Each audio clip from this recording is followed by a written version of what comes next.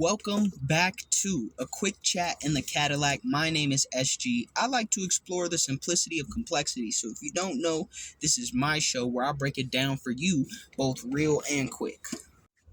Today we're going to be talking about something a little bit strange and something that when you talk about it, people always say hold on to your wallets because they're trying to get you to buy something. The weather. And whether or not you believe it is important, the weather is a huge indicator. It can be a huge indicator of the type of individual you're dealing with. Now, if we really want to get scientific with this shit, you could talk about how people in extremely drastically different climates tend to have drastically different personalities. Okay, but I like to talk about the weather because to me, the weather is spiritual. In general, the weather is a model that affects human behavior. Whether or not you believe it's manufactured is up to you, conspiracy theorists. But I'm not here to talk about that. I'm talking about rain, sleet, snow, sunshine, wind, hurricanes, all that shit. So ultimately, weather is like a cyclical indicator of human emotion in a collective community. Right? So let's start very easy. Snow. In snowy climates and places where it is currently snowing or during the snowy seasons, people are typically more isolated. Typically, things are quieter, just in general, in terms of movement and commerce, and the snow actually literally makes the acoustics of the entire landscape quieter. But the snow reflects because it's cold, right? It's detached. Snow is just going to be snow until it melts when the sun comes out again and people start going back to the pools or whatever the fuck it is they do when it starts to melt all the snow. That's what snow indicates. So if you look at snow people who spend a lot of time in snow, oftentimes they're fine with being isolated. They're fine with being alone. Some may have a strong sense of community, but that is completely separate from their identity because they don't have to spend a lot of time together. The only exception would be highly densely populated areas, but even then, when it snows in highly populated and dense areas, people tend to be colder towards each other. They tend to be more isolationist in their views, and therefore their reactions to one another can be a little bit more volatile. And then you have stuff like rain.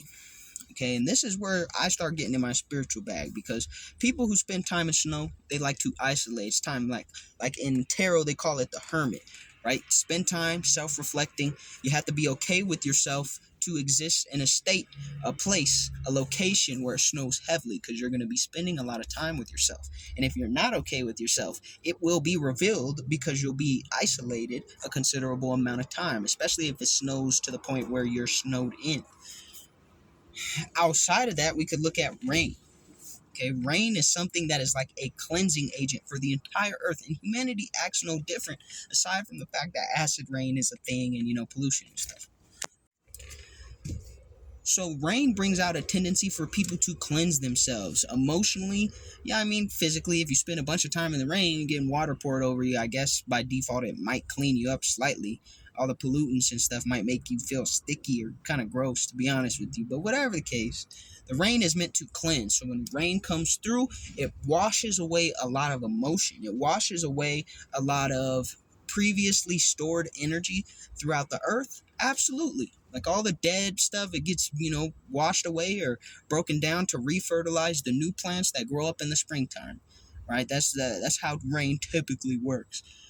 But also, in a human sense, like if you approach humans who live in very rainy climates, a lot of times they spend their time being emotionally cleansed. They can be lighter or heavier depending on how they view the rain. Some people view the rain as something that reflects their sadness, because to them the water that has come down the sky represents their tears, the wave, the liquefied emotion that they experience in life. And if they're very sad and depressed, the rain will reflect that. But also, you have the periods after the rain in which you feel refreshed and cleansed. So if it rains a lot wherever you are, there probably is a lot of moments in time that you spend reflecting on sadness, depression, and the pain of life in whatever form or fashion.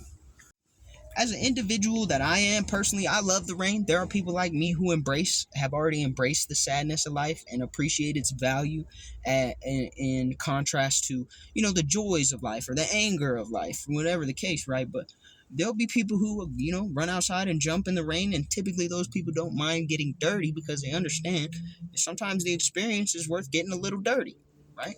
Rain reflects that mindset in people, whether they feel like they're now depressed because the rain, limited by the rain, the clouds coming down, the sky is crying. And there's people who embrace getting a little bit of dirty. They embrace the sadness and the not so beautiful aspects of life. Therefore, they enjoy the rain. Just like some people who embrace the snow because it's isolating and quiet and gives them peace and tranquility and time to think despite the cold weather. And then there's people who focus on it being cold and slippery, and they're fucking pissed off that they have to sit with themselves because they never wanted to reflect on themselves. And then there's probably another kind of person who, when they reflect on themselves, they become increasingly psychotic, and they also exist in the snow. And then, of course, you have the sunshine. All right, the sunshine is very interesting because a lot of times sunshine is so associated with positive context, which I understand, but it also can be associated with anger. If you don't realize this, let me ask you, what time of year are people typically most irritable? When they're lukewarm or somewhat cold or extremely fucking hot? Okay, I'm going to tell you, it's probably when they're hot. 50 Cent said it, summertime is the killing season. It's hot out this bitch. It's a good enough reason.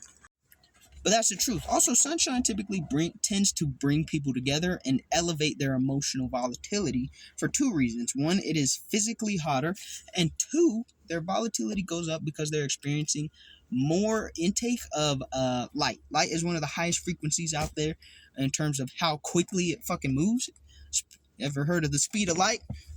So anytime you step out into the sun, you're intentionally exposing things that you would not typically have to expose. Like in the rain, it's a little darker, a little gloomier. It's easier to hide things in the shadows and sit in your depressed little corner or get all dirty. In the sun, everything like that is exposed and it's loud, okay? Things are loud. It's right in your face. The heat is right in your face. The noise is not suppressed like it is in the snow. So it's very full of life and very vibrant, but some people react to that differently. People who feel that they need a very strong sense of interaction and community within their life typically enjoy the sun, the summertime, the most because it's the most inviting. Unless you live in Arizona where everything just fucking melts, it's the most inviting time to be outside experiencing the weather, right? People are all enjoying each other's company. They're going to pools, they're going out to eat, they're sitting outside eating in the sun. It's all lovely and fun and games, and they all get to talk to each other because everyone is able to be outside, whether that's just logistically or like the energy or a combination of both. The sun reflects that.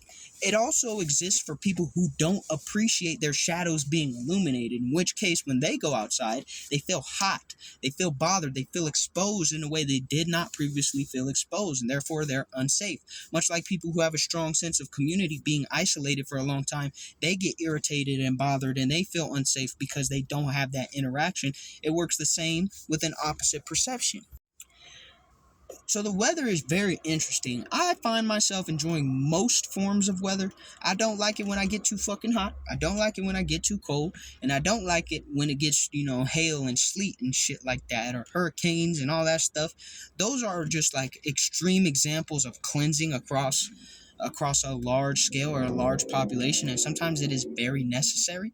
But even like you could talk about wind. Wind is like brings in movement in all forms and fashions, and a lot of people like to stay stagnant. So when it's windy, it cuts, it slices, it moves things very quickly. So much so to the point where you feel like you may lose some shit. Like a tornado is definitely gonna make you lose some shit, but tornadoes are caused by wind. At least that's my basic understanding. And then you also have wind. Okay, you bring wind is change. That's why they say the winds of change. Wind brings change. Wind and rain, cleansing. Wind and snow, complete whiteout. Isolation for yourself. You have to sit with yourself in a whiteout. That's pretty much all you can fucking do. Wind and sunshine. It's like illumination without overheating. It's like a subtle version of illumination where you can exist comfortably, but also experience the sun, experience the illumination of your outer world. Okay, the weather's super cool, and what people enjoy when it comes to the weather, what type of weather they enjoy, will tell you a lot about that person. It's a little off topic today, but, sometimes you gotta lighten it up. No pun intended. Shout out to everyone who enjoys the weather, and to those who don't, quit complaining. Fuck. Peace.